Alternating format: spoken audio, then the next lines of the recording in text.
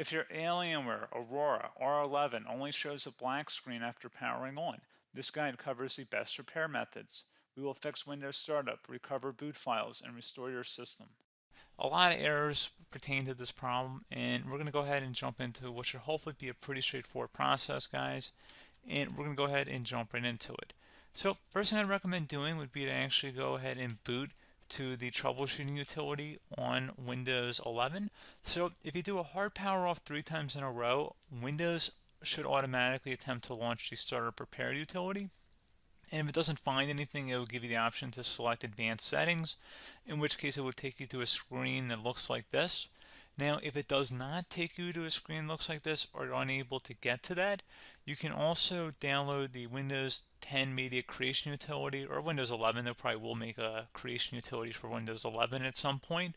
And it doesn't really matter, you can actually run the Windows 10 utility on Windows 11 as far as I'm aware. And you should be able to run the troubleshooting utilities built in within it. So you just would go ahead and download it to an ISO file and then burn it to a DVD or USB. It'd have to be about 4 gigabytes or more. It couldn't be a small USB flash drive, and it couldn't be a CD. It'd have to be a DVD. And then you boot your computer from it. So depending on the computer manufacturer, you'd have to tap a different key on your keyboard in order to launch that menu, in order to select what boot drive you want to go off of. So it could be anything between the escape key, F2, F8, F12, for example, and those are the function keys on the top of your keyboard. So you may have to just do a little bit of trial and error. Shouldn't take you more than a couple minutes. Googling it would probably be best before you even begin. But anyway, we're ready to go ahead and jump right into it. So we're on the choose an option page. So these will look very similar whether you're booting from it directly within Windows itself, or if you're plugged in a USB flash drive with the media creation utility installed and you selected the recovery option. So when you are setting up your Windows 11 installation or Windows 10, depending on the drive you're using, there should be an option to repair your computer in the bottom left corner of the dialog window, one of the first screens that comes up. You go ahead and select that, and then it would take you to a troubleshooting screen like you see here. And you want to go ahead and select troubleshoot, reset your PC, or see advanced options. And then there are going to be a whole bunch of options in here that we're going to explore in today's video. The first one, we're going to actually go underneath advanced options, and then select startup repair, fix problems that keep Windows from loading. So go ahead and select that first.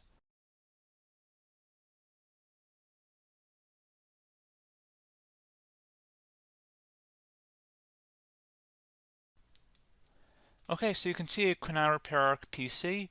That was our first option we could try. Something else, if we go back into advanced options here, and then select troubleshoot, we're going to go underneath advanced options again. You can go ahead and actually access safe mode by selecting startup settings. And then if you select the restart button, you have the option on the screen, select safe mode with networking, which will give you a key on the screen. It'll tell you which key to press to enter that. I believe it's the F7 key. It'll do that for you. I'm not going to go over that in today's tutorial because I don't really want to go into safe mode, but you're more than welcome to attempt that by going into here and then selecting restart. Again, it'll launch another screen. It'll say what key do you want to press, and it'll give you like 7 or 8 different options, and you want to select safe mode with networking. There's also an option for a command prompt too, but that's going to be something we're going to cover later in this video, and we don't even have to go through that in order to access it. So that's why I'm not going to really push for that, because unless you know exactly what's causing the problem, you probably don't need to go into safe mode. Unless you're trying to recover files, in which case then you definitely can go into safe mode, but we're trying to actually recover our computer here. So I hope that makes sense. Something else we can also try here as well would be to uninstall updates, remove recently installed quality or feature updates from Windows. So if you go ahead and select that, you can uninstall the latest quality updates, which generally is the more day-to-day updates. Feature updates are the less regularly released ones, like the big ones. I would equate it to service packs in like Windows 7 and Windows Vista and Windows XP. So larger updates that occur once or twice a year at most. And the quality updates are more just a regular update. So probably obviously depend, it'll take longer if you're going to try and uninstall the latest feature update versus quality update, and maybe you don't need to go back that far. So just giving you guys a couple pointers with that. Something else you can also look at here, and we're going to jump into the command prompt in a little bit, but you can select system restore, which will use a restore point recorded on your PC to restore Windows. And this is something I would highly recommend here, guys. So select next. Assuming you have a restore point saved on your computer, you go ahead and select the most recently created one, and you'll select next, and then you'll select the drive. You shouldn't actually have to select the drive. You can scan for affected programs, but we're going to keep it all default here, and then we're going to select finish. So once started, system restore cannot be interrupted. Do you want to continue? I think we're going to select yes. I don't think we have anything better to do on our computer right now, so just give it a moment here to initialize. It will take a couple minutes to run, obviously depending on how large your hard drive is and how much is saved on the system restore point. So just give it a couple minutes here.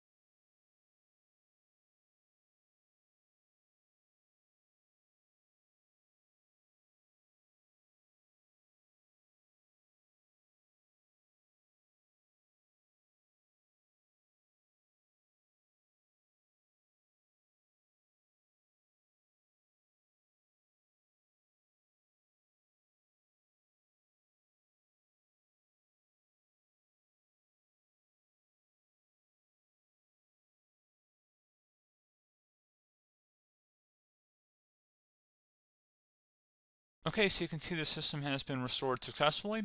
We're going to go over a couple different methods addition to that if that did not work. So I'm just going to pause the video and we're going to start back on the recovery screen that we started with. Okay, so a couple other things we can try here too. If you go back into troubleshoot, you can select reset your PC, let you choose to keep or remove your personal files and then reinstalls Windows.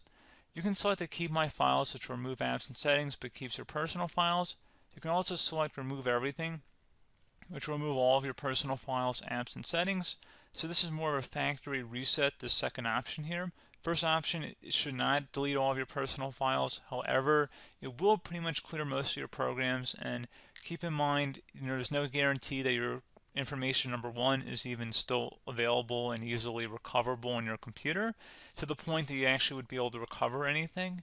And the second point is that there's always a chance that it won't actually recover and it will just do a factory reset anyway. So there's no guarantee that actually would keep your files anyway. So I would recommend trying to get a recovery tool and backing that up first before selecting it anyway. But again, those are a couple different options. And then something else you can try here if you go back to the choose an option. Another option, if you go underneath choose an option and select troubleshoot, advanced options, and now select where it says command prompt. Okay, so the first thing we should do is type our main hard drive here. In most cases, it should be the C drive. So you just do a C colon and then hit enter on your keyboard. So once you're underneath the C drive, we're going to type in dir and then hit enter on your keyboard. It should have program files, users, and Windows all in there. That's how you know you're in the right directory.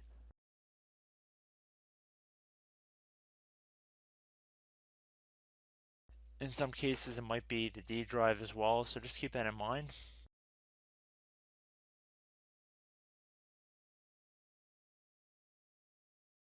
Next thing we're going to do is type in cd space / Windows / system 32 / config, and then you're going to hit enter on your keyboard.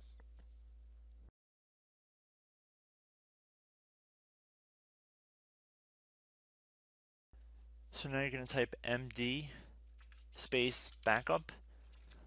If you've seen other tutorials, it might also say to put down MD backup. That's because the backup name is pretty common when you want to back something up. So you can name this whatever you want, doesn't have to be backup. So if you've already made a backup folder in the past, you could do backup 1, for example. So once you're done setting the name you want the backup to be called, hit enter on your keyboard again.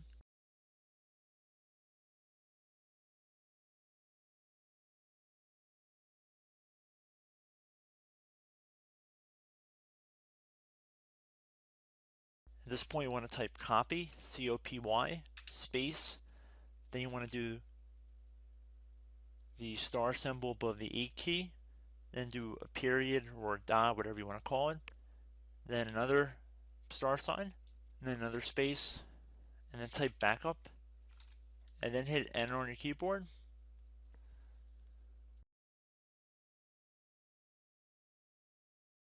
Now you want to type CD reg back, R-E-G-B-A-C-K, and then hit enter on your keyboard. So now that we are under the reg back, so now you want to type dir again, and then hit enter.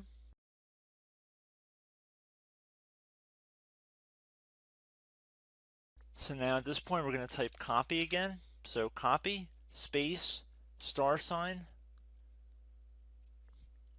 dot, another star sign, space, and then 2 dots.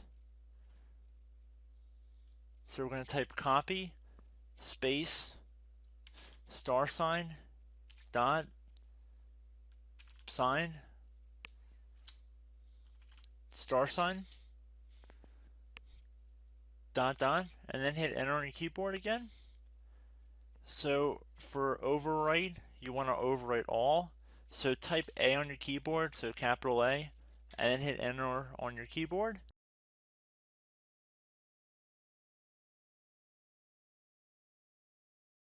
So at this point you should be good to go. You can close out of the command prompt window, and if you accidentally continue to Windows 10 you should be all set. So I hope one of these 3 or 4 different methods we went through in this tutorial helped you guys out. Again, I'm not sure if you guys heard me earlier, but try to go back into your safe mode if possible and uninstall any programs you know might be conflicting with the Windows startup if you can get into safe mode. So just keep that in mind. Something very simple like that could be blocking up everything. So again, I hope this tutorial helped you guys out, and I will catch you in the next tutorial. Goodbye.